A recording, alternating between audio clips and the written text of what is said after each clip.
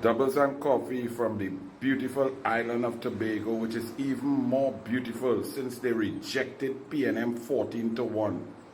So small pin, you're not answering the question. The parliament that the PNM people elected you to the parliament, the Red House, the highest court of the land.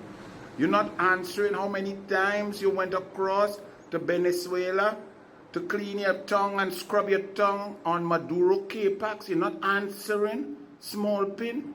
Even your PNM speaker has to berate you and tell you you must answer, small pin. And who went, small pin? Who went with you? Who went into those secret negotiations with Maduro and Delcy and Telechea and Ruperti and PDVSA officials and Astrobal Chavez? Small pin, negotiating on behalf of the people of Trinidad and Tobago on your own as a minister. Ever heard the term corporate governance, anti-corruption, transparency, accountability? That the government, the executive elected, sets the policy, and the public servants who are independent, they do the negotiations, make the deals, negotiate on behalf of the people, to ensure that there is no opportunity for graft, for corruption, for kickbacks, that the decision makers are not close to the goods and service providers. Ever read a book about that, small pin? Answer Dr. Munilal question. How many times you went back and forth to Venezuela on the taxpayers' dime? Who you went with, who you met with, where the minutes of the meeting, which public servants were there in the negotiation. Answer the question, small pin, you little crybaby mama pool. Knock, knock, knock. Babylon will come knocking on your door. Y'all will not control the police forever. The people are fed up of you. The PNM has rejected you and Rowley. The country will reject the entire PNM. So you stay there with your bumsy clapping, small pin. Answer the question, where you went, how many times you went, what you did, what you said, who you met with, what is the deal? And now, after all of that, you and Rowley losing your marbles. Why is that? Because the deal shaking up, the US election shake it up. Y'all don't know what to do.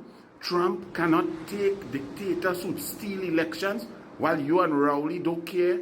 If a man thief an election, if a man has 8 million people running away from the country because of his oppressive nature, his corrupt nature, his narco-terrorism, his anti-democratic nature, locking up opposition, stealing elections, openly cheating, using arms and ammunition to oppress people, they don't care.